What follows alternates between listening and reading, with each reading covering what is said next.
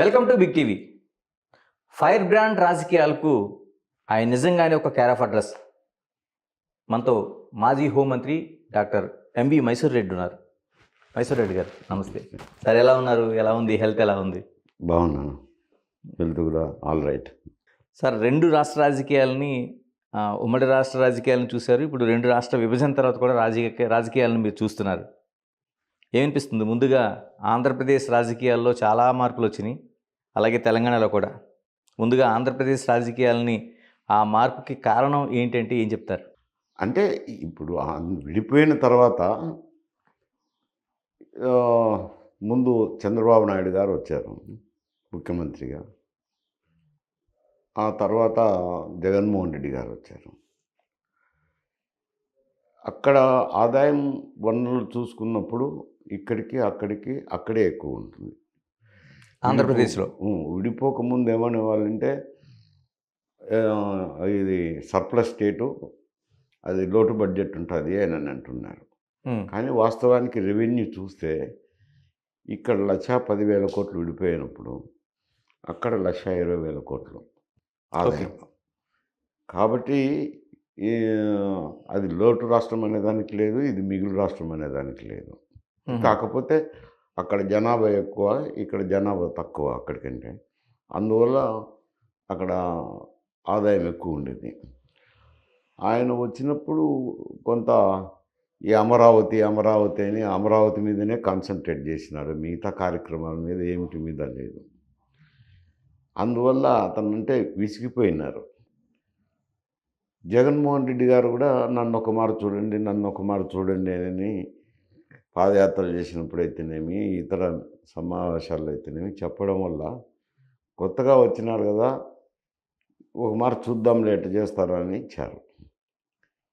ఇస్తే ఆయన ఏమి 9 నవరత్నాలని 9 పథకాలు పెట్టి అవి మాత్రం బటన్లు నొక్కడం, ఊరు కూర్చోవడము. వాటికి రెవెన్యూ సరిపోవటం లేదు. సరిపోక దాదాపు 10 లక్షల కోట్ల రూపాయలు అప్పులు చేశారంటే, ఒకవేళ గతంలో ఉన్నట్టు తీసేస్తే దగ్గర 9 లక్షల కోట్లు అప్పులు చేసినారు. ఇప్పుడు ఆ అప్పులకు వడ్డీలు కంతులు కట్టడానికి 55,000 కోట్ల రూపాయలు ప్రతి సంవత్సరం అయిపోతుంది. 55,000 కోట్లు చిన్న మొత్తం కాదు. 55,000 పోతే 1,10,000, 1,20,000 కోట్లలో 55,000 పోతే ఇంకేముంటుంది? మిగిలిన అమౌంట్కు 60% దగ్గర జీతభత్యాలు, పెన్షన్స్ ఉంటాయి. పోతే మిగిలినది ఏమి లేదు, ఆదాయం పెద్దగా ఉండదు. ఇంకా రాష్ట్రంలో అభివృద్ధి కుంటుపడిపోతుంది. ఊరికే సంక్షేమ కార్యక్రమాలు చేసుకోవాల్సింది, కూర్చోవాల్సింది. అది ఇప్పుడు ఉండే పరిస్థితి. మైసూర్ రెడ్డి గారు, మీరు అన్నట్టు జగన్మోహన్ రెడ్డి గారి పాలనలోన బటన్ నొక్కితే ఎవరికైతే సంక్షేమ పథకాలు వెళ్తున్నాయో, నవరత్నాలు కావచ్చు, మిగతా అవి కావచ్చు, అవి ఓట్ల రూపంలో వస్తాయని చాలా ఆశ పెట్టుకున్నారు. ఎందుకని జనాలు ఆ వైపు ప్రయాణించలేదు, విశ్వసించలేదు అసలు? ఇప్పుడు జనాలు అప్పుడు ఏమనుకునేవారంటే, మీరు విచారించుతుంటే ఈ వాళ్ళు చెప్పే విషయం ఏమిటంటే, ఇప్పుడు జిఎస్టీ వచ్చింది. జిఎస్టీ వచ్చినాక మీరు ఎక్కడికైనా వెళ్ళండి, ప్రతి బిల్లులోనూ సెంట్రల్ జిఎస్టీ, స్టేట్ జిఎస్టీ అని ఓ బిల్లు ఇస్తున్నారు. అందరికీ తెలిసిపోయినాయి ఏంటంటే మనం పన్ను కడుతున్నాము, మంది డబ్బు అనేది తెలిసిపోయింది. అంతకుముందు కమర్షియల్ ట్యాక్సెస్ ఉన్నప్పుడు లోకల్ ట్యాక్సెస్ ఎక్స్ట్రా అని రాసేవాళ్ళ, ఏంటియో ఎవరికి తెలియదు. ఇప్పుడు క్లియర్గా మెన్షన్ చేస్తున్నాను. మెన్షన్ చేసిన దానివల్ల మేము పన్నులు కడుతున్నాం కదా, ఆయన సొంత ప్యాకెట్ నుంచి ఇస్తున్నారా, మా డబ్బు మాకు ఇచ్చినారు కదా అని. ఓకే. రెండోది ఏమిటంటే, అదనంగా ఈ అల్పాదాయ వర్గాల్లో ఎవరైతే లబ్ధి చేకూరుతుంటారో అటువంటి కుటుంబాల్లో ఎవరో ఒకరో ఇద్దరు తాగే వాళ్ళు ఉంటారు, మద్యం సేవించేవాళ్ళు. వాళ్ళు మద్యం సేవించడం వల్ల అక్కడ మద్యం రేట్లు ఎక్కువ పెట్టారు. దానికి కారణం ఏం చెప్పారు? మద్యం రేట్లు ఎక్కువ ఉంటే కనుక మద్యం తాగే వాళ్ళు తగ్గిపోతారని. కానీ తగ్గిపోవడం ఏమి తగ్గిపోలేదు, కానీ వాళ్ళ జోబులు మాత్రం ఖాళీ అయినాయి. వాళ్ళు అనేది ఏమంటే, వచ్చిన లబ్ధి అంతా ఈ మద్యానికే పోయింది, మాకు వచ్చిన మిగిలింది ఏమిటి అనేది. అందువల్ల ఈ స్కీమ్ వల్ల లబ్ధి పొంది అభివృద్ధి చెందేదానికంటే వచ్చింది ఏమీ లేదు, మాకు ఈ చేత్తో ఇచ్చినారు ఆ చేత్తో తీసుకున్నారు అనేది కొందరు ఇట్లా రకరకాల అభిప్రాయాలు వాళ్ళకు ఉన్నాయి ఈ స్కీముల వల్ల. ఓకే. కానీ ఏమైనా ఇబ్బందులు సబ్బందులు ఉంటే చెప్పుకుందామంటే ముఖ్యమంత్రి గారు ఎవరికి అందుబాటులో లేరు. ఓకే. ఈవెన్ ఎమ్మెల్యేలకు కూడా అందుబాటులో లేరు. ఆయన ఏదో నొక్కడం నేనంతా సజావుగా ఉందిలే అని అనుకుంటున్నాడు. ఈ అందుబాటులో లేకుండా పోవడం అది ప్రజాబాహుల్యంలోకి కూడా పోయింది. ఈయన ఎవరికి ఇంటర్వ్యూలు ఇవ్వడంట అనేది ఒకటి ప్రజల్లో నాటుకుపోయింది.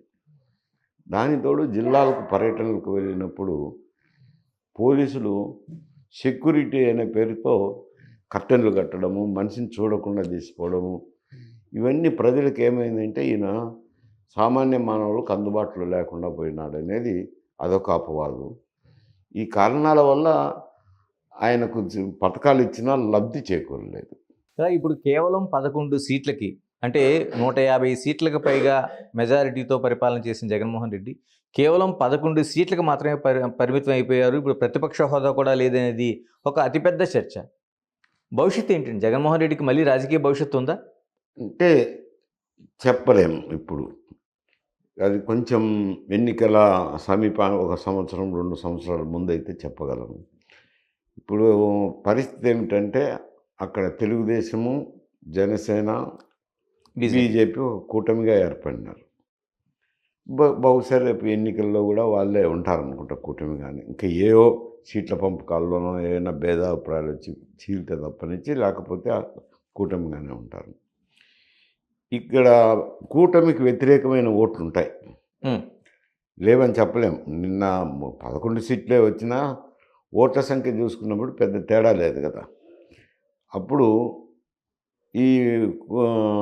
ఈ ఓట్ల అదేం రానంటే ఈ ఆపోజిట్ ఓట్లు, వ్యతిరేకమైన ఓట్లు ఉన్నాయి కదా, కూటమికి వ్యతిరేకమైన ఓట్లు అనుకోండి, జగన్మోహన్ రెడ్డి ఓట్లు అనుకోండి, ఆ కూటమి ఓట్లలో చీలిక ఉంటుంది.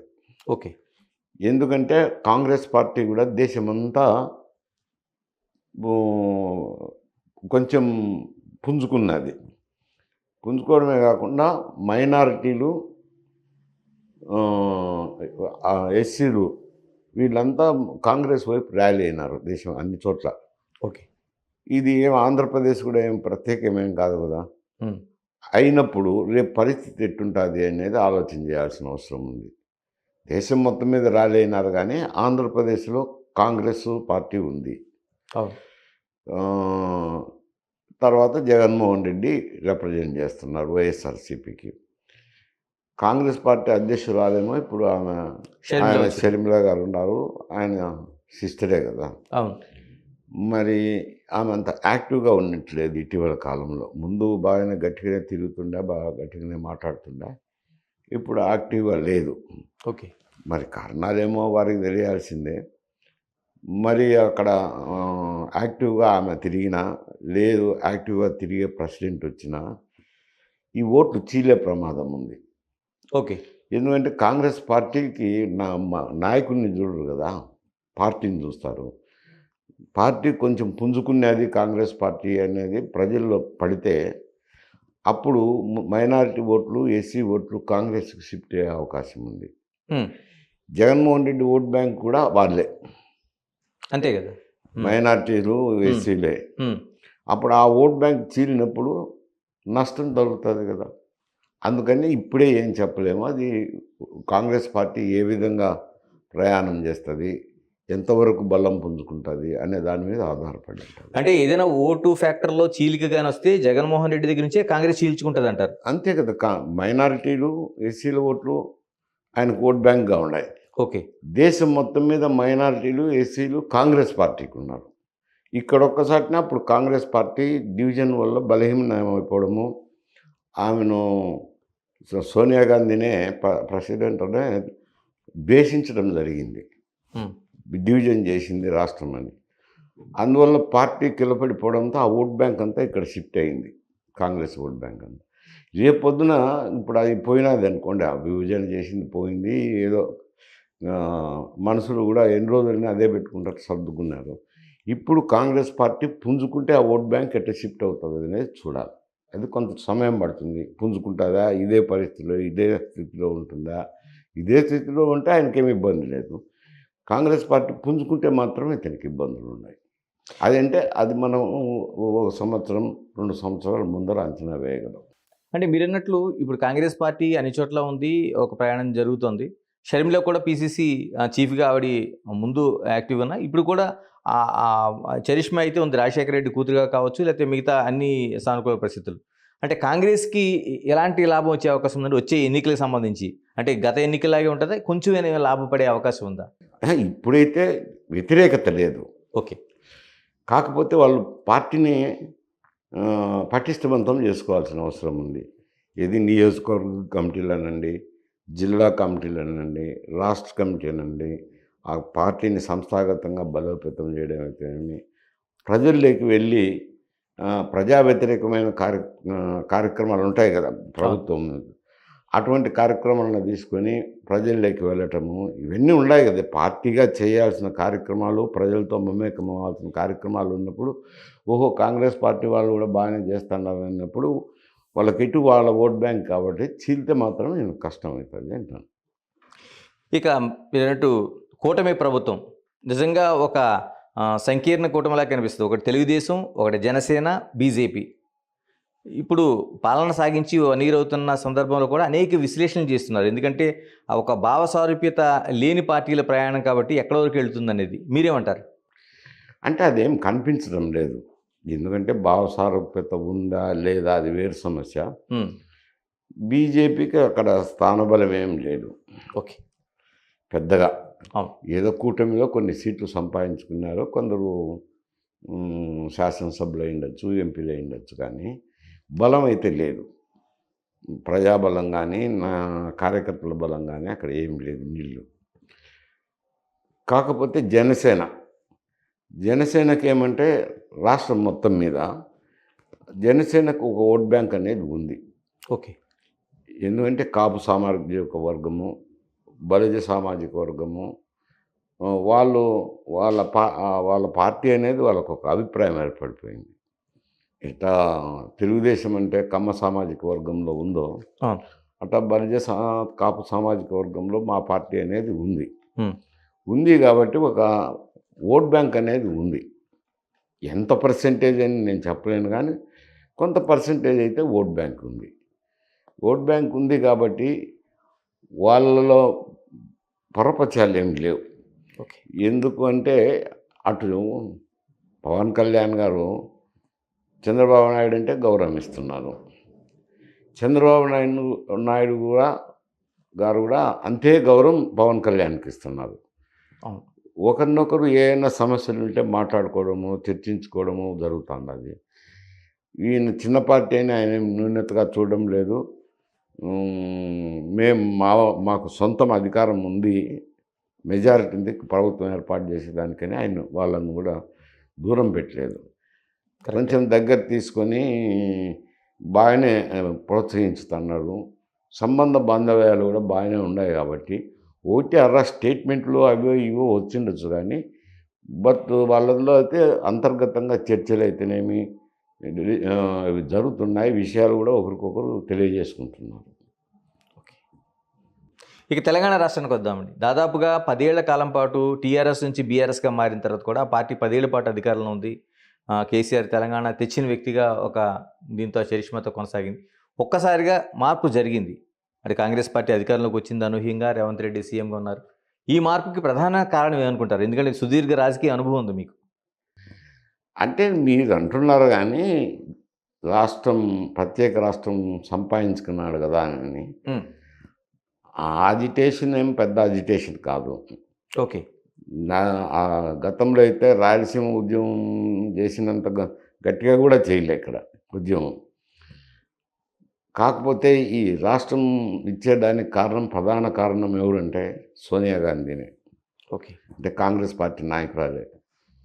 ఆమె ఎందుకు ఏం కారణమో ఎవరికి చెప్పిందో కానీ నేను మాట ఇచ్చినానని ఆమె ఎవరు చెప్పినా ఇది మంచిది కాదు, డివైడ్ చేయడం మంచిది కాదని ఎందరు చెప్పినా కానీ ఎవరు చెప్పినా నేను మాట ఇచ్చినాను అని ఒక రకంగా చూస్తే ఆయన్ను ఒక స్టేజ్లో ఇక్కడ నిరాహార దీక్ష చేశారు. నిరాహార దీక్ష చేసినప్పుడు ఆయన కొద్ది రోజులు అయిన తర్వాత ఖమ్మంలో ఉన్నాడు. ఖమ్మం నుంచి ఇక్కడికి నిమ్స్కు షిఫ్ట్ చేసినారు. లే లే లే లేచి వెళ్ళాలని చెప్పి దీక్ష విరమించాలని చెప్పి ఆయన ఆలోచనలో ఉన్నాడు. కానీ ఇంకా ఒక 2 రోజులు ఆగండి అని కాంగ్రెస్ అధిష్టానమే ఆయనకు చెప్పి 2 రోజులు ఆపి తర్వాత పార్లమెంట్లో ప్రకటన చేసినారు. ఈయన సాధించిన దానికంటే ఆమె ఇచ్చింది ఎక్కువ ఉంది ఏంట. ఓకే. ఆమె ఎందుకు పడిందో ఆ మనసులో డివైడ్ చేయాలని పడింది. డివిజన్ చేసింది. ఈయన్ని వాడుకున్నారు. బీఆర్ఎస్ నాయకుడిని వాడుకున్నారు అంట. సరే ఏదన్నా కానీ కారణం అధికారం అయితే 10 సంవత్సరాలు వచ్చింది. 10 సంవత్సరాలు మరి నిలుపుకోవాల్సింది నిలుపుకోలేకపోయినారు. ఎందుకంటారు? అంటే ప్రజలకి అంత వ్యతిరేకత ఎందుకు వచ్చింది ఒక్కసారిగా? ఈడ కూడా ఆ కార్యక్రమాలు అయితే ఉన్నాయి. ఏవి రైతులకైతేనేమి ఇతర కులాలకైతేనేమి వివిధ సంక్షేమ కార్యక్రమాలు అమలు చేసినారు. వీళ్ళకు కూడా డబ్బులు చాలక ఈడ కూడా అప్పులు చేసినారు.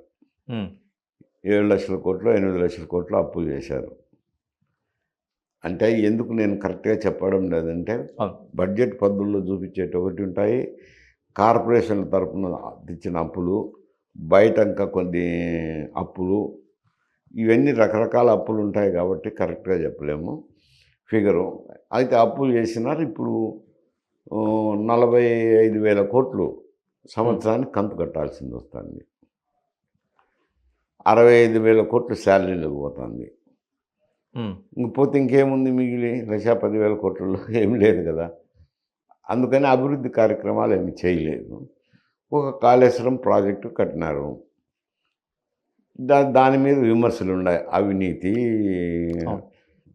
సక్రమంగా పనులు చేయలేదనేది దాని మీద ఉన్నాయి. ఈ ఎస్ఎల్పిసి ప్రాజెక్టులు 10 ఏళ్ళు నిలబెట్టినారనేది, ఇవన్నీ పనుల పట్ల డెవలప్మెంటల్ యాక్టివిటీస్ పట్ల కాన్సన్ట్రేట్ చేయలే, కేవలం దాని మీద చేయటము. ఆయన కూడా ముఖ్యమంత్రి గారు ప్రజలకు అందుబాటులో లేకుండా పోవడం ఓకే రెండో కారణం. వీటి వల్ల కొంచెం ప్రజల్లో అసంతృప్తి రావడము, కాంగ్రెస్కు పట్టం కట్టారు. ఈడ కూడా మైనారిటీసు ఎస్సీస్ అంతా కాంగ్రెస్ వైపు మొగ్గడంతో మెజారిటీ వచ్చి. ఏమనిపిస్తుంది? హైదరాబాద్ బేస్డ్గానే మీరు ఉంటున్నారు, రేవంత్ పరిపాలన చూస్తున్నారు, సీఎంగా కాంగ్రెస్ పాలన చూస్తున్నారు. ఏమనిపిస్తుంది? ఎన్ని మార్కులు వేస్తారు ఇప్పుడు వరకు నడుస్తున్న పరిపాలన చూస్తే? మార్కులు అనేటేం పరీక్షలు రాస్తున్నారులే కానీ, కాకపోతే అతను కూడా ఈ కార్యక్రమాలు అమలు చేయడంలో కొన్ని ఇబ్బందులు ఎదుర్కొంటున్నారు. రెవెన్యూ చాలటం లేదు. చాలకపోయి స్కీములేమో అమలు చేస్తున్నాడు కానీ చేసినప్పుడు 50% 60% వరకే ఇంప్లిమెంట్ చేయగలుగుతున్నారు. ఏ ఒక నిబంధనలు పెట్టడము, నిబంధనలో ఒక 30-40% మందికి లబ్ధి చేకూరకపోవడము, రాని వారు బాధపడుతున్నారు. వచ్చిన వారికి కూడా అరకొరగా అందుతున్నాయనేది వాళ్ళలో కూడా ఒక అభిప్రాయం ఉంది పథకాలకు సంబంధించి. రెండోది అభివృద్ధి కార్యక్రమాలకు డబ్బులు లేవు. ఇంకా ఎక్కువ భాగము విమర్శలకు దిగుతున్నారు. విమర్శలు కూడా మంచి ఉచ్చారణలు లేవు. మరీ పల్లెటూరులో కొట్లాడుకున్నట్టు ఉండాలి. వాళ్ళు మాట్లాడే భాష అట్నే ఉంది, బీఆర్ఎస్ వాళ్ళు వీళ్ళు మాట్లాడే భాష అట్లే ఉంది. అది అది అది ప్రజలు కొంచెం హర్షించటం లేదు. సరే, ఇప్పుడు మీరు చాలా వరకు ఉమ్మడి రాష్ట్ర రాజకీయాలు చూశారు, అధికార పక్షాన్ని చూశారు, ప్రతిపక్షాన్ని చూశారు. అంటే ఒకసారి అధికార పక్షంలోకి వెళ్ళిన తర్వాత ప్రతిపక్షం అనేది కొంతకాలం వేచి ఆచి తూచి అడుగులు వేస్తూ ఆ ధోరణి ఉండేది. ఇప్పుడు చాలా రెడీమేడ్గా, అంటే అధికారం చేపట్టిన 2వ రోజు నుంచే విమర్శలు మనకు కనిపిస్తున్నాయి. ప్రతి విమర్శలు, దాడులు అసెంబ్లీ కావచ్చు, బయట కావచ్చు. ఎలా చూడాల్సిన అవసరం ఉంది ఇలాంటి రాజకీయాలు? ఆత్రం అంటారు దీన్ని. ఆత్రం అంటే ఇప్పుడు ఒక ప్రభుత్వానికి పట్టం కట్టినారు, అదేం గుంజుకునేది కాదు కదా. ప్రజలు ఓట్లేస్తే అధికారంలోకి వచ్చినారు. వచ్చిన తర్వాత వారికి ఒక సంవత్సరంగా కొంతకాలం ఎలా పరిపాలిస్తూ చూడాలి. ఉమ్, చూసి అప్పుడు విమర్శలు చేస్తే బాగుంటుంది. అట్లా కాకుండా ఏమవుతుంది, వచ్చిన మరుసటి రోజు నుంచే విమర్శలు చేయటం, అది ప్రజలు హర్షించరు. దానివల్ల ఎక్కువ విమర్శ చేస్తున్నారు అనేది మంచి అభిప్రాయం లేదు. ఆ విమర్శలకు ప్రాముఖ్యతనివ్వటం లేదు. ఇలా తెలుగు రాష్ట్రాల్లో 2 రాష్ట్రాల్లో కావచ్చు మీరు అంటున్న విమర్శలే కాదు, ఆ, పరస్పరం కేసులు, అరెస్టులు ఇలాంటివన్నీ కూడా మీరు చూస్తున్నారు. అధికార పక్షం నుంచి ప్రతిపక్షం వరకు అంతకుముందు వీళ్ళు చేశారు, ఇప్పుడు వీళ్ళు చేస్తున్నారు. దీన్ని ఎలా విశ్లేషిస్తారు? ఇది మంచి సాంప్రదాయం కాదంటాను. నువ్వు ఒక ప్రభుత్వాన్ని చేసే తప్పులను వేలెత్తి చూపించవచ్చు, మంచి భాషలో మాట్లాడాల్సింది కానీ భాష మాత్రం బాగలేదు. అది వాళ్ళ ఇష్ట ప్రకారం నోటికొచ్చినట్టు మాట్లాడుతున్నారు. మంచి పదజాలమా అవునా కాదా అనే విచక్షణ అయితే లేదు. అది స్థాయికి తగ్గ విమర్శలు కాదు. ఓకే. ఇలా మరోవైపు మనం కేసుల కోసం మాట్లాడుతున్నాం కాబట్టి వైఎస్ వివేక హత్య కేసు చాలా మలుపులు తిరుగుతుంది. అసలు సిబిఐ, సిఐడి ఇలాగ అనేక రూపాల్లో విచారణ జరుగుతుంది. ఇప్పుడు సాక్షులు మరణాలు అనేవి ఆందోళన కలిగిస్తున్నాయి. ఏంటి ఇదేం తేలే అవకాశం ఉందంటారా? ఎందుకంటే మీరు హోమ్ మినిస్టర్గా పనిచేశారు, ఇలాంటి కేసులన్నింటినీ చాలా దగ్గర నుంచి చూశారు మీరు. అది ఒక మర్డర్ కేసు. అవి అంత సాగదీయవలసిన అవసరం లేదు. ఎందుకంటే దాదాపుగా సంవత్సరం కాలంగా సిబిఐ వాళ్ళు ఇన్వెస్టిగేషన్ నిలిపేసినారు. సిబిఐ చేయటం లేదు కదా. ఇన్వెస్టిగేషన్ చేసి ఒకవేళ ఛార్జ్షీట్ ఫైల్ చేసి ఇంకా అయిపోయిందని కోర్టుకు అప్పచెప్పేస్తే అది విచారణ వేరు అనుకోసం దాని సమస్య. అటు కాకుండా దాన్ని సాగదీస్తూనే ఉన్నారు కానీ విచారణ అయితే చేసింది లేదు. వాళ్ళు పట్టించుకునే దాఖలాలు కూడా లేవు. ఒక విధంగా చూస్తే ఏమైనా కేంద్ర ప్రభుత్వం ఏమైనా ప్రమేయం ఉందా అనే అనుమానాలు కలగకమానదు. ఎలా అంటారు? సిబిఐ ఎందుకు ఇన్వెస్టిగేషన్ చేయడం లేదు? చేస్తే ఆయన కాడికి ఇదే ఇవి ఉన్నాయి, ఇవి సాక్ష్యాలు అని చెప్పి ఫైనల్ ఛార్జ్షీట్ వేసేస్తే పోతుంది కదా. వేయలేదు కదా, అటు వేయలేదు. వేయకుండా సంవత్సరం పొరుగుతున్న ఏమీ చేయకుండా కూర్చున్నారంటే అర్థం ఏమొస్తుంది?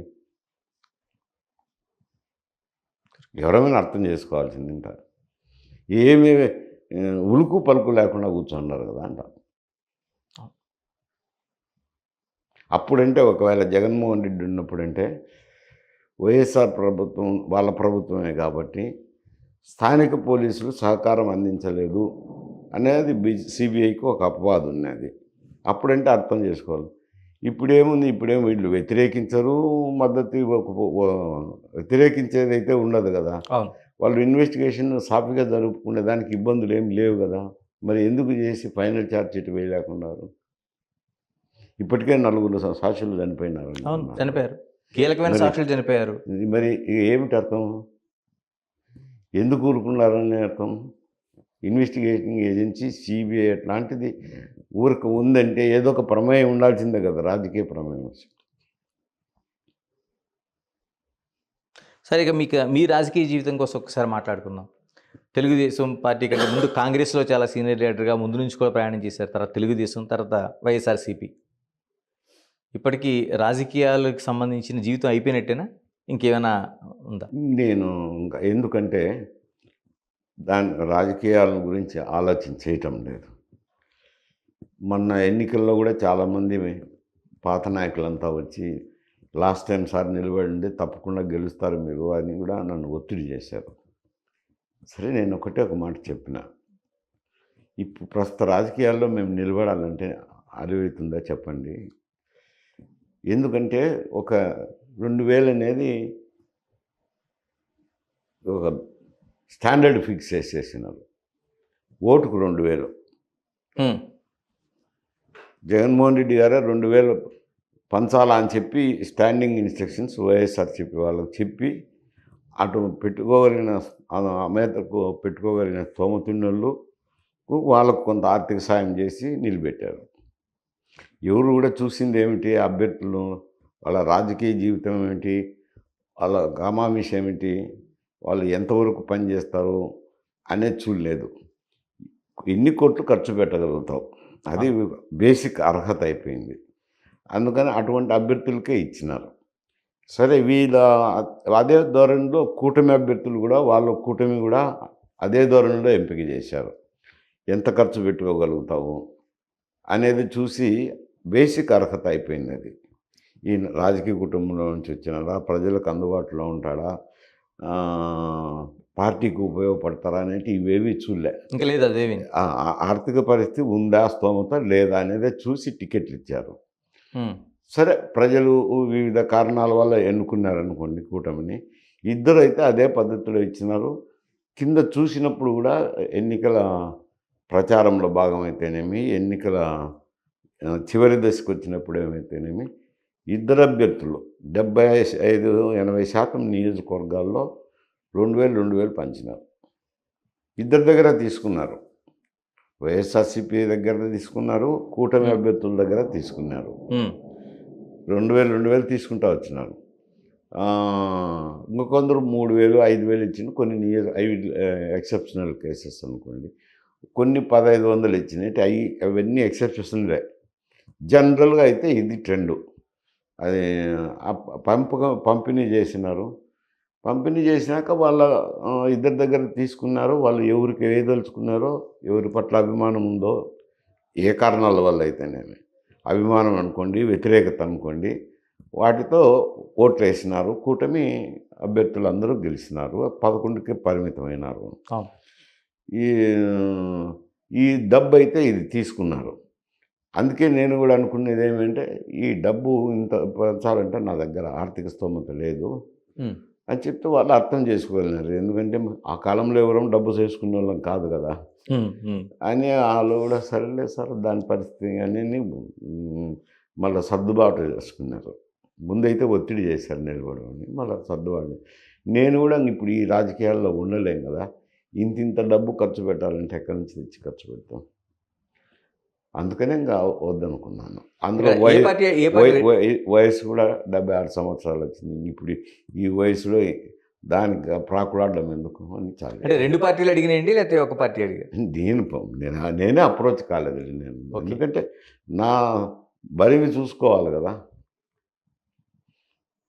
అంటే ఇంత రాజకీయ జీవితం, ఒక మంత్రిగా, హోంమంత్రిగా పనిచేశారు, ఇంత రాజకీయ జీవితం వచ్చిన తర్వాత కూడా ఇంకా డబ్బుల్ని చూసుకుని ఒక టికెట్ తీసుకునే పరిస్థితి ఉంటే ఎటువైపు వెళ్తున్నాయండి రాజకీయాలు? చెప్తుంది కదా నీకు, రాజకీయ కుటుంబం అని కానీ, రాజకీయ పరిస్థితిని కానీ ఈ అంచనా అదేం లేదు. ఒకటే యాడ్ స్టిక్. బేసిక్ అర్హత ఏమిట్రానంటే నువ్వు ఎంత డబ్బు పెట్టుకోగలవు. నువ్వు బేసిక్ క్వాలిఫికేషన్ అది అయినప్పుడు ఏం చూస్తావు చెప్పు. ఎవరిని తప్పట్టాలండి? అంటే డబ్బులు తీసుకుంటున్న ప్రజల్ని తప్పట్టాలా, లేకపోతే ఇస్తున్న మీ రాజకీయ నాయకులను తప్పట్టాలా? ఈ వ్యవస్థను తప్పలు పట్టుకోవాల్సింది, అంతేగాని ఇప్పుడు ప్రజలను ఇస్తా అంటే తీసుకుంటామంటారు. మీరు ఇవ్వకపోతే కనుక వాళ్ళు తీసుకునేదేమి. వీళ్ళు ఏమంటారు, ఇవ్వకపోతే ఓటు రావు కదా అని నాయకులు అంటారు. కాబట్టి అది ఒక వ్యవస్థ తప్ప, వ్యవస్థ లేకపోయినప్పుడు అంట ప్రజలు ఆలోచన చేయాల్సింది ఇది ఏమిట్రానంటే, ఇంత డబ్బులు ఖర్చు పెట్టిన తర్వాత 50 కోట్లు 60 కోట్లు ఖర్చు పెట్టినాక ఏ వ్యక్తి అయినా సంపాదించుకోవాలనుకుంటాడు కదా. ఈ 50 కోట్లే కాకుండా మళ్ళీ వచ్చే ఎన్నికలకు కూడా సమాయత్తం అవ్వాలి కదా. అంటే శాసనసభ్యులు అయినప్పటి నుంచి ఎక్కడ ఆదాయం ఉంది, ఏడ సంపాదించుకోవాలా, ఏ విధంగా సంపాదించుకోవాలా అనే దృష్టి మళ్ళింది. కానీ ప్రజల్లోకి కలవాలా, ప్రజలతో సంబంధాలు పెట్టుకోవాలా, ప్రజా కార్యక్రమాలు చేయాలనేది ఎవరికి ఆలోచన లేదు.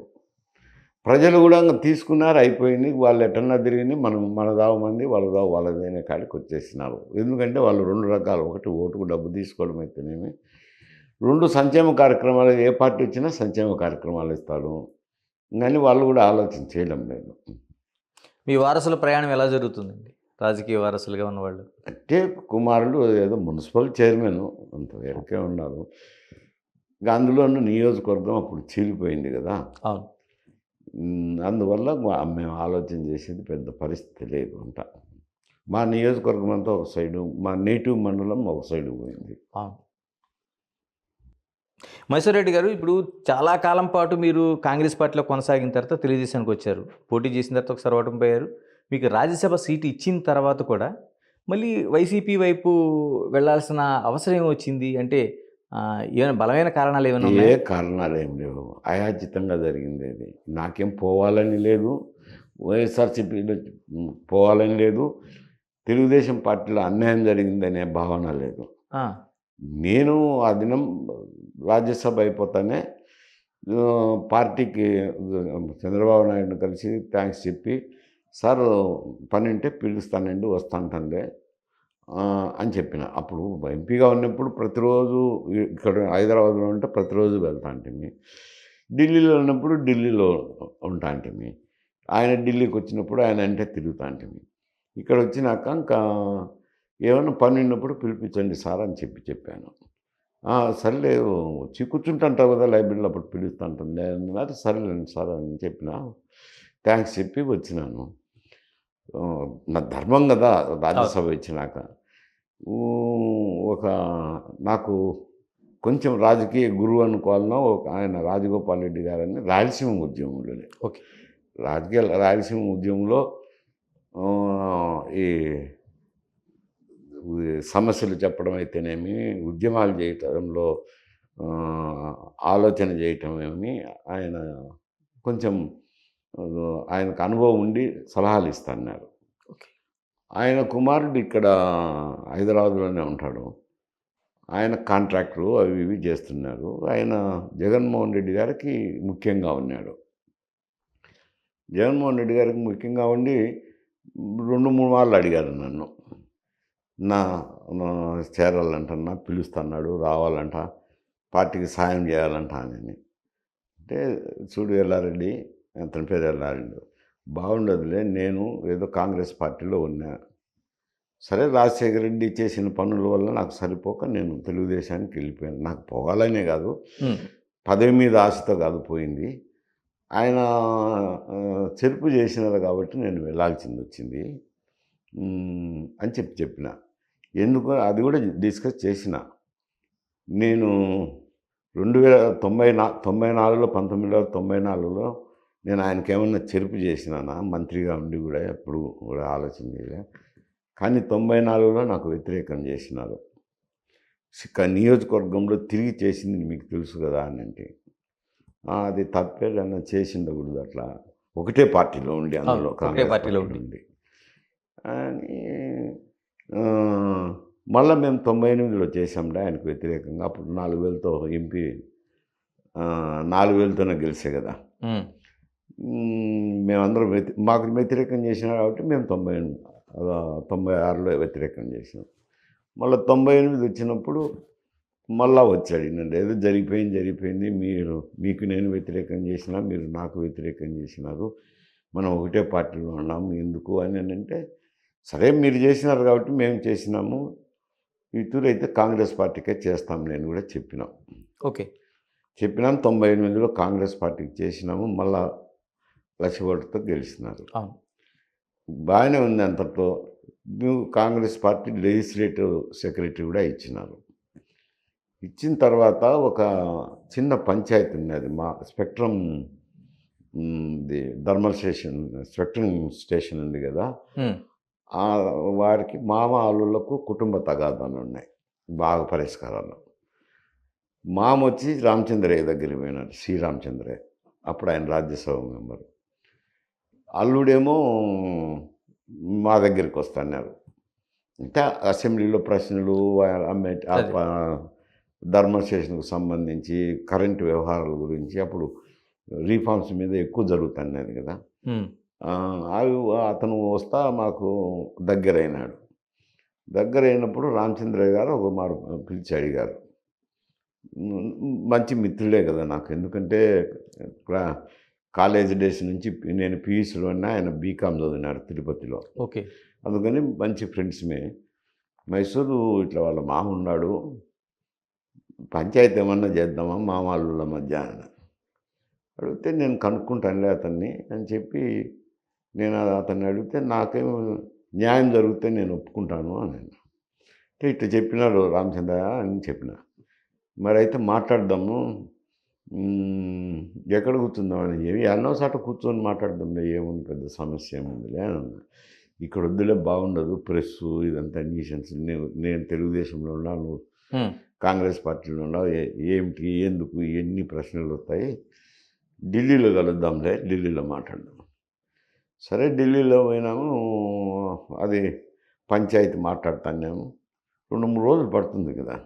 సత్యనారాయణరావు నాకు ఫోన్ చేసి మాట్లాడచ్చు కదా, ఎందుకంటే ఆయన కోసం అదే పనిగా ఢిల్లీకి పోయి సోనియా గాంధీని కలిసి సత్యనారాయణరావు గారికి ఇమ్మని చెప్పి వచ్చినాము.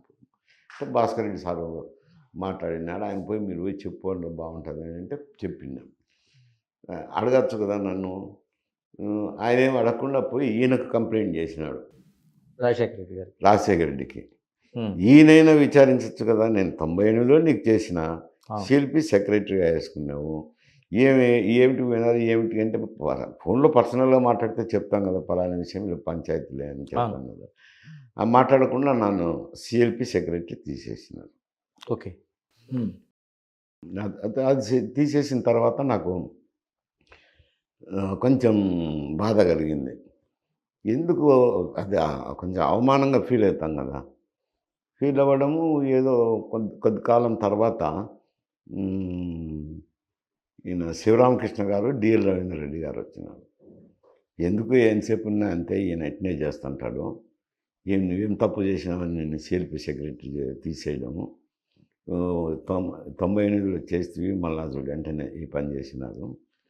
ఆయన అంతా పని అయిపోయినంత వరకు, పని అయిపోయినాక ఇట్నే చేస్తుంటారు, మనం ఎన్ని రోజులు ఉన్నా ఈడుంటే ఇంతే, తెలుగుదేశం పోదామా అని. ఓకే. అంటే నేను కొంచెం మాట్లాడాలా, ఎందుకంటే బాగుండదు కదా, నేనే నిర్ణయం తీసుకోలేను కదా అని మా వాళ్ళని కూడా ఆలోచన చేశాను ముఖ్యుల్లో. చేస్తే నిజమేలే, ఆయన మరి చేసినప్పుడు ఎందుకు ఆ సిఎల్పి సెక్రటరీ తీసేయాలా, సరే నీ ఇష్టం, నీకు ఎట్లా బాగుంటే అట్లా నిర్ణయం తీసుకోలే, మేమంతా నిన్ను ఫాలో అవుతామన్నారు. ఇంకా అందరం కడపలో కూర్చొని మాట్లాడినాము. మాట్లాడి ఇంకా ఆయనతో మాట్లాడేదానికి డేట్ ఫిక్స్ చేయాలా అని ఆయన వాళ్ళే ఫిక్స్ చేస్తాను, ఎవరితో మాట్లాడుతున్నాడు. సర్లే అని హైదరాబాద్కు వచ్చిపోయినాక మాట్లాడదాం అని హైదరాబాద్కి వచ్చే తలకి మాకంటే ఒకరోజు ముందు డిఎల్ రవీంద్రరెడ్డి వచ్చినారు. ఆయన ఏదో సుబ్బారెడ్డి గారు దొరికిపోయి ఆయన అట్లా దొరికిపోయినారు. మేమిద్దరం మనం ఎందుకులే బాగుండదు అనుకున్నాం, పోదామని శివరామకృష్ణ నేను అక్కడ పోయి చేరిన తెలుగుదేశం పార్టీలో. అందువల్ల చేరాల్సింది వచ్చింది ఇంకా తెలుగుదేశం పార్టీలో. తెలుగుదేశం నుంచి మళ్ళీ వైసీపీకి వచ్చారు. వైసీపీ కంటే చెప్తుంది కదా, వచ్చి ఈ అడుగుతా అంటే బాగుండదు అని అంటే, లేదులే ఒక మారు బ్రేక్ఫాస్ట్కు రా అని. బ్రేక్ఫాస్ట్కి రమ్మంటున్నారు నిన్ను, బ్రేక్ఫాస్ట్కి రాలే అని అన్నారు. ఎందుకబ్బా బ్రేక్ఫాస్ట్ అంటే, ఏం బ్రేక్ఫాస్ట్కి ఎవరి దగ్గరికైనా పోతారు కదా, ఎనిమిస్ దగ్గరికైనా పోతారు కదా, ఏముంది అది తప్పేముంది అంటే, సరేలే బ్రేక్ఫాస్ట్కే కదా అని పోయినాము. సరే బ్రేక్ఫాస్ట్ తిన్నాక అడిగినాడు తినేటప్పుడు, పార్టీకి సాయం చేయాలంటే, నేను ఇప్పటికే తెలుగుదేశం పోయినా బాగుండదు అంటే, ఏమైనా ఎప్పుడన్నా అడిగితే సలహాలు చెప్పు అంటే, చెప్తాంలే దానికి ఏముంది, ఎప్పుడేముంది తప్పేముంది దాంట్లో సలహాలు మధ్య. ఆయన బయటకు వచ్చేసరికి ఆ కండువాలు కప్పి ప్రెస్సు వాళ్ళ ఫాలోయర్స్ అందరూ నన్ను వైఎస్ఆర్సీపీ అంటే మీ ప్రమేయం ఏమీ లేదు, నా ప్రమేయం ఏమీ లేదు. బయట ప్రెస్ వచ్చినప్పుడు కూడా లేదు, ఏదో బ్రేక్ఫాస్ట్ మాట్లాడినాము, పార్టీలో చేరేది లేదు అని చెప్పినా ఆయన కొందరు అట్నే పెట్టినారు. ఇంకా అది కండువాలు కప్పేవాళ్ళు, కండువాలు అన్నీ కప్పి ఆయనైనా పిలిచి మాట్లాడింటే చంద్రబాబు నాయుడు గారు, నేను ఏదో ఇట్లా పోయినాను రండి నేను అనుకున్నాను. ఆయన పెంచకుండా సస్పెండ్ చేసేసినారు పార్టీ నుంచి. సస్పెండ్ చేస్తే ఇంకా అట్నే కంటిన్యూ అయినా. మరి ఇంత కంటిన్యూ అవుతున్న వాళ్ళు మళ్ళీ ఎందుకు వైసీపీని వదిలిపెట్టారు? అంటే అనుకోకుండా కాకతాళీయంగా ఏదోటి అయ్యింది అని ఆ పార్టీలోకి వచ్చారు. సరే ఏదో 2-3 సంవత్సరాలు పనిచేసినాము, కొంచెం ప్రవర్తన కూడా నచ్చాలి కదా. ఓకే. నచ్చకపోతే ఉండలేం కదా. ఎందుకు తెలియని అప్పటికి కాంగ్రెస్ నుంచి తెలుగుదేశం వద్దులేని అప్పటికి గుడ్ బై చెప్పేసిన. కదా ఇంత నిజంగానే మిమ్మల్ని ఒక బ్రేక్‌ఫాస్ట్ ఇంకోటి వెల్కమ్ చెప్పి మిమ్మల్ని తీసుకున్నవాడు. ఆ గౌరవం ఇచ్చారండి పార్టీలో? ఇచ్చినారు. తర్వాత ఉంటాయి గదా! కొన్ని విషయాలు ఉంటాయి గదా! ఓకే. నచ్చలేదు వచ్చేసింది మరి. మీరన్నట్టు ఇప్పుడు కాంగ్రెసు, తెలుగుదేశం, వైసీపీ ఇలాంటి నిర్ణయాలు తీసుకుని అంటే మీ ప్రమేయం ఉండొచ్చు, ఉండకపోవచ్చు. నిర్ణయం తీసుకున్న తర్వాత ఇలాగ ఉండకపోతే బావుండేదని ఎప్పుడైనా అనుకున్నారా మీరైనా? కాదు ఇదొక్కటే నాకు వైఎస్ఆర్‌సీపీలోకి వచ్చిందే ఓకే. ఆలోచన చేయకుండా అయాచితంగా జరిగింది. తెలుగుదేశం అప్పుడు నేను నా ఫాలోయర్స్‌తో మాట్లాడినా, ఇట్ట పరిస్థితులున్నాయని ఎక్స్‌ప్లెయిన్ చేసినా, హ్మ్. అందరూ సర్లే నీ భవిష్యత్తుకు చేరన్నారు. చేరినాను. హ్మ్. ఇక్కడ ఈ వైఎస్ఆర్‌సీపీకి వచ్చినప్పుడే అయాచితంగా జరిగింది అని చెప్తున్నాను. తెలుగుదేశందేం లేదు. మైసూర్ రెడ్డి గారు అంటే మీరు చాలామందిని సీఎంలు చూశారు. కోట్ల విజయభాస్కర్ రెడ్డిని చూశారు. తర్వాత నాదెండ్ల ఈ అందరిని చూశారు. చాలామంది జనార్దన్ రెడ్డి గారిని చూశారు. ఎక్కడైనా చిన్న విషయానికి గాని కోట్ల మైసూర్ రెడ్డి గారికి చిన్న తేడా వచ్చినా అంత బలమైన పట్టుదల ఏంటి అసల? మీరు దేన్ని అక్కడ రాజీ పడకుండా ఎందుకు అంత బలంగా పోరాటం చేసేవాళ్ళు మీరు? ఏది ఈ ప్రతిపక్షంలో ఉన్నాను. ఏదైనా కావచ్చు. ఎక్కడైనా ఈ కావచ్చు. ప్రతి నేనేం ముఖ్యమంత్రుల మీద ఎప్పుడూ అని వ్యతిరేకంగా కాదు. పోలేదు. మిగతా పార్టీ వాళ్ళు ఎవరు వైఎస్ రాజశేఖర రెడ్డి కావచ్చు. అంటే ఒక మొండి పట్టుదల చివరికి మీరు ఇప్పుడు భాస్కర్ రెడ్డి గాని, జనార్దన్ రెడ్డి గాని క్యాబినెట్‌లో ఉన్నాము. వాళ్ళు సముచిత స్థానం ఇచ్చారు, గౌరవం ఇచ్చారు. హ్మ్. చెన్నారెడ్డి గారు కూడా ముందు ఇస్తానని చెప్పారు. వివిధ కారణాల వల్ల ఇవ్వలేకపోయినారు. అయినా గాని నేనేం మాట్లాడలేదు. హ్మ్. ఈ ఈ నేనెప్పుడు ప్రతిపక్షంలో ఉన్నప్పుడు గట్టిగా పోరాటం చేసేవాడిని. అవును. ఎలక్ట్రిసిటీ రీఫార్మ్స్ మీదైతేనేమి, ఇతర కార్యక్రమాల మీదైతేనేమి, రాయలసీమ సమస్యలపైన అయితేనేమి, అవి ఎప్పుడు రాజీ పడకుండా గట్టిగా మాట్లాడేవాడిని అంట. ఇలాగ రాయలసీమ ప్రస్తావన తీసుకొచ్చారు కాబట్టి రాయలసీమ ప్రత్యేకంగా ఉండాలి. రాయలసీమ పరిరక్షణ అనేది ఒక ఉద్యమంతో ఉందా ఇప్పుడు? అయిపోయినట్టేనా ఆ ఉద్యమం? అంటే అప్పుడు జరిగింది. హ్మ్. జరిగినాక మేము అధికారంలోకి వచ్చినాక ఉద్యమం అంటే ఎట్టయితది? మీరే అధికారంలో ఉన్నారు. మీరే చేయండి అంటారు కదా! హ్మ్. అప్పుడు ఇంగా వీలున్న కాడికి అప్పుడు గాలెన్న ఇదైతేనేమి, అందరినీవాదైతేనేమి, రోడ్లయితేనేమి, మన పివి నరసింహరావు గారు ప్రధానమంత్రి అయినప్పుడు Hyderabad to Chittoor national highway ఇచ్చాము. హ్మ్. తర్వాత మీటర్ గేజ్ ఉన్నది. ఏది సికింద్రాబాద్ నుంచి గుంటకల్ వరకు మీటర్ గేజే ఉన్నది. దాన్ని బ్రాడ్ గేజ్ చేయించడం. దానికోసం పివి నరసింహరావు ప్రధానమంత్రి గారు నిలబడినప్పుడు ఆయన్ని అడిగాం. ఏం సార్ మాకు కొన్ని కోరికలున్నాయి అనని. ఏంటివంటే అది బ్రాడ్ గేజ్ మార్చమనడము. తర్వాత వరల్డ్ బ్యాంక్ ఎయిడు టైం అయిపోయిందని నిలుపుదల చేసినారు. ఇది కేసీ కెనాల్ మోడర్నైజేషన్. అయి ఇంకొకటి ఏదో 3 కోరికలున్నాయంటే, ఇవేనా మీరు అడుగుతుండేది భాస్కర్ ఇంత చిన్నవా నన్ను అడిగేది అని. అవి చేయండిలే చాలని చెప్పాం. సరే వచ్చినప్పుడు ఆ మీటర్ గేజ్‌ని మార్చేసరికి రైల్వే బోర్డ్ అభ్యంతరం పెట్టినారు. ఎందుకంటే నార్త్‌కు, సౌత్‌కు లింక్ పోతది సార్. మార్చేదానికి లేదంటే మరి ఎట్లా నేను మాట ఇచ్చినానంటే అప్పుడు ప్రధానమంత్రి కదా ఆయన. ఒక పని చేస్తాం సార్ మొత్తం ఈని గేజ్ చేసేస్తాము. అప్పుడు ఆ సమస్య రాదు కదా అని అన్నారు. ఈని గేజ్ ఎంత అయితదంటే 3000 కోట్లు. అప్పుడు ప్రధానమంత్రికి 3000 కోట్లు అంటే ఏముంది? సరే దానికోసం మొత్తం భారతదేశం మొత్తం ఈని గేజ్ చేసినారు. అట్నే చిత్తూరు తే సే హైదరాబాద్ చిత్తూరు నేషనల్ హైవే కూడా చేసినారు. ఆ వరల్డ్ బ్యాంక్ అది కూడా చేసినారు. అట్లా కార్యక్రమాలు కొన్ని అవునాయి. ఈ ఉద్యమంలో ఉన్నదాన అవన్నీ కోరినాము అంటారు. అవి కావాలని కోరడం వల్ల రాజశేఖర రెడ్డితో కూడా గట్టిగానే పోరాటం చేసినట్టున్నారు. మీ మీ పైన వ్యక్తిగతంగా టార్గెట్ చేసి ఆ సైట్ విషయంలో కావచ్చు ఇలాంటి వాటిలో మీరు బహిరంగంగానే పెద్ద నిరసన తెలియజేసినట్టున్నారు అప్పుడు. అంటే అప్పుడు తెలుగుదేశం పార్టీలో ఉండగా. ఉన్నాను. ఆరుబయట స్నానాలు చేశారు. అది అంటే ఎక్కడ? అది వేరు సమస్యలే. నేనేమో ఆ స్థలం ఆక్రమించాలని కాదు. హ్మ్. హ్మ్. నాకు వేరే దురుద్దేశం కూడా లేదు. అవసరం కూడా లేదు. అవసరం కూడా లేదు. వాళ్ళు కావాల్సి ఏదో కంచె వేస్తే నాకేమైందంటే పోవడానికి ఇంట్లోకి పోలేదు రోడ్డు వైడనింగ్ చేస్తన్నారు. రోడ్డు వైడనింగ్ చేసేటప్పుడు నా కాంపౌండ్ వాళ్ళు పోతుంది కదా! పోయినప్పుడు రేకులు అడ్డం పెట్టినారు. రేకులు అడ్డం పెడితే ఇంక నేను ఆ పక్కన వికెట్ గేట్ ఉన్నది. అట్లా పోవచ్చులే అని పోతాంటే ఆడ కూడా పోకుండా కంచె వేసినారు. నేను ఇంట్లోకి వెళ్తే ఉమ్, ఇంట్లో అది ఆ పక్కన ఉండేది కంచె వేసిరి, నా ఇంటికేమో రేకులు అడ్డం పెట్టిరి నా స్థలానికి. ఇంక నేను ఎట్లా పోవాలా? అందుకే ధర్నా చేసినాను. ఇంక మళ్ళీ తుదకు మున్సిపాలిటీ వాళ్ళు పరిగెత్తుకుంటూ వచ్చి ఆ గేట్ చేసి పెట్టేసినారు. సరే నాకేం అభ్యంతరం లేదని మళ్ళీ.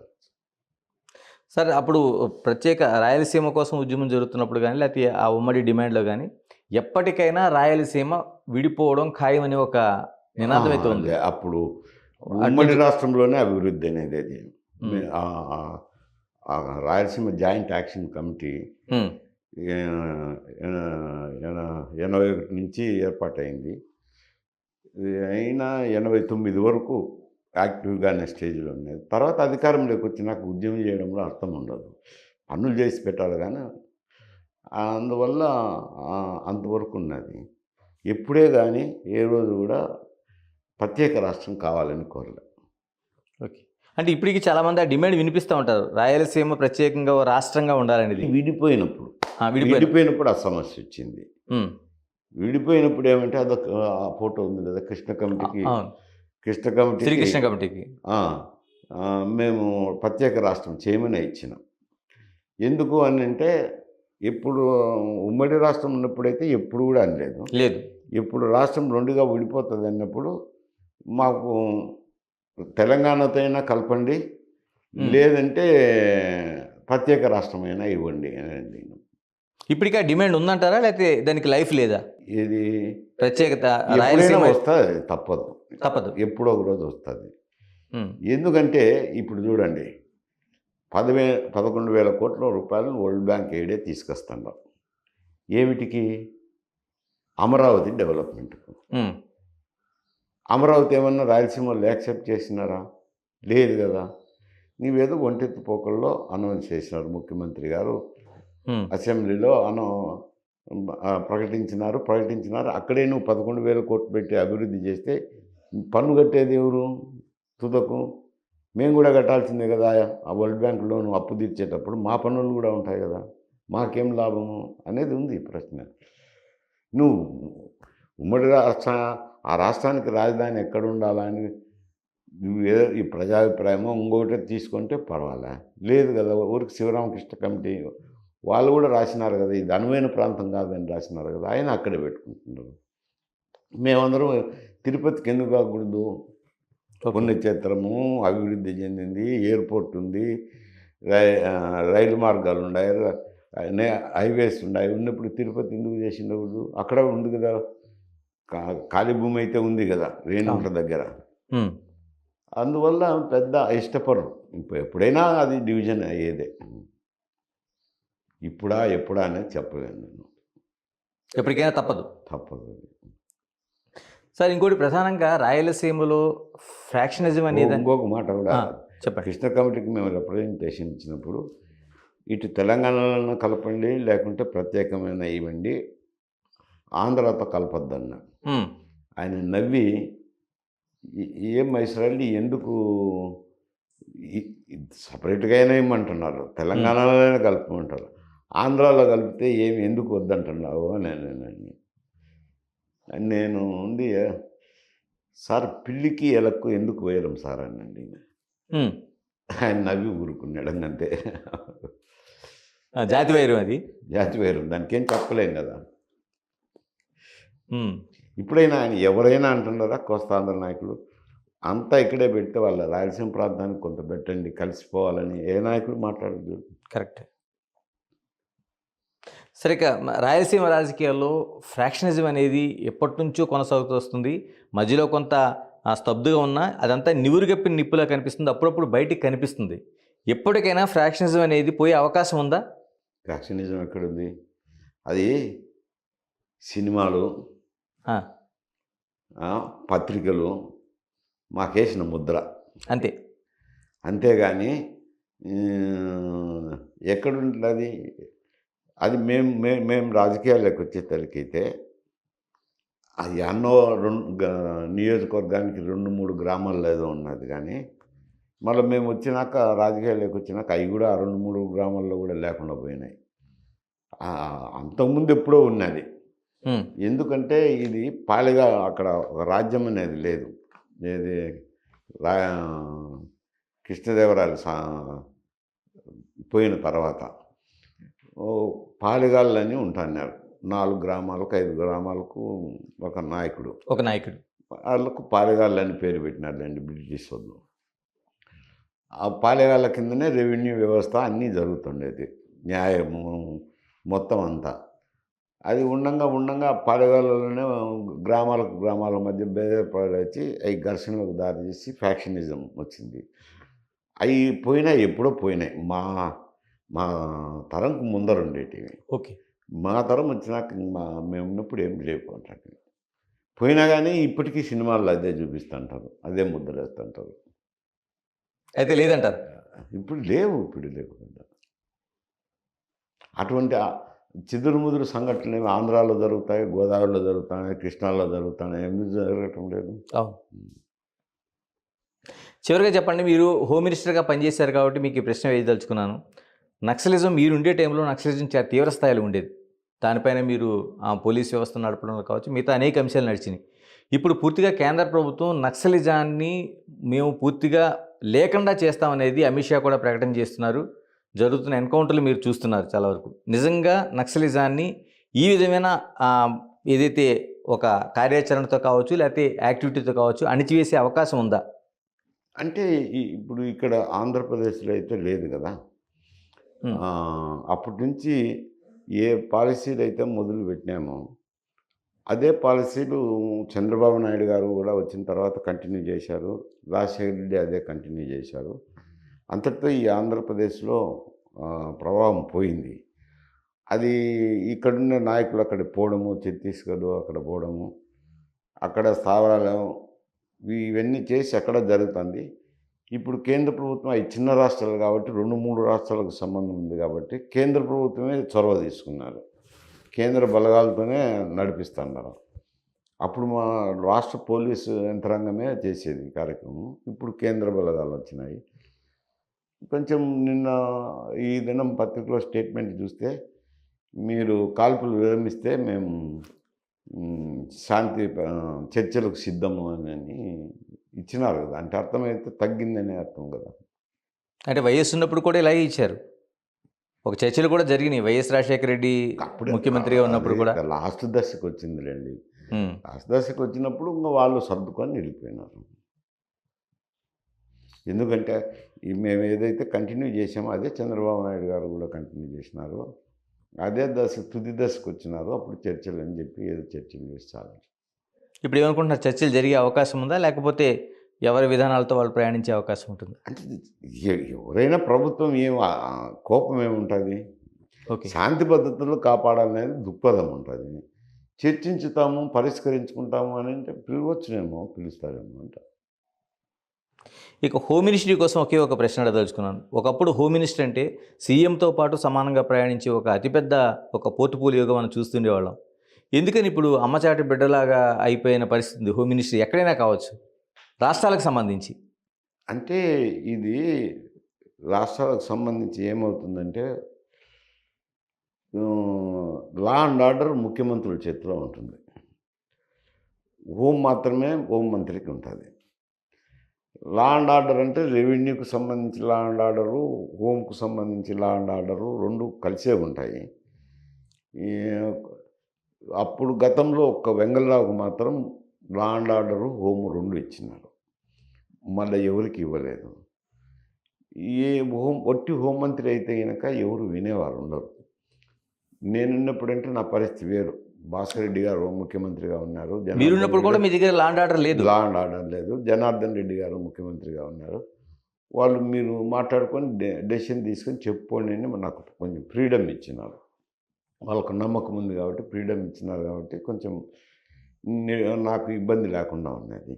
ఇప్పుడు ప్రస్తుతం వచ్చేసరికి లా అండ్ ఆర్డర్ ముఖ్యమంత్రి చేతుల్లో ఉంటుంది. హోమ్ మినిస్టర్ గారు ఒక డమ్మీని పెట్టుకుంటున్నారు కాబట్టి ఏం చేసేదానికి ఆయన చేతుల్లో ట్రాన్స్ఫర్లు ఉండవు. ఆయన ఎస్ఐ నుంచి ఎస్పీ చేస్తారు. ఇన్స్పెక్టర్ నుంచి డిఐజీ చేస్తారు. డిఎస్పీల నుంచి డీజీపీ చేసుకుంటారు. మిగతా ఐపీఎస్ ఆఫీసర్లందరినీ ముఖ్యమంత్రి ఆఫీసులో జరుగుతాయి. కనీసం ముఖ్యమంత్రి లా అండ్ ఆర్డర్ మీటింగ్కు పోలీసు యంత్రాంగం బదిలీలు జరిగేటప్పుడు పోలీసు యంత్రాంగం పైన నిర్ణయాలు తీసుకునేటప్పుడు హోంమంత్రిని పిలిపించి మాట్లాడితే కనీసం గౌరవంగా ఉంటుంది. అది కూడా ఏం పిలిపిస్తానట్లేదు. అందువల్ల పెద్ద పట్టించుకోరు ఉంటారు. నిమిత్త మాత్రులుగా ఉండాలి. థ్యాంక్ యూ మైసూర్ రెడ్డి గారు, థ్యాంక్ యూ వెరీ మచ్. ఇది టోటల్గా ఉండే రెండు రాష్ట్రీయ రాజకీయాలు కావచ్చు, ప్రతిపక్షాలు అధికార పక్షంలో ఉండే ఆ తొందరపాటు చర్యలు కావచ్చు, ఉపయోగిస్తున్న భాష కావచ్చు, లేకపోతే తీసుకుంటున్న ఆర్థికపరమైన నిర్ణయాలు కావచ్చు, వీటన్నిటికీ కూడా గతంలో పోల్చితే అవి కొంత కింది స్థాయిలో ఉన్నాయనేది పూర్తిగా మైసూర్ రెడ్డి స్పష్టం చేస్తున్నారు.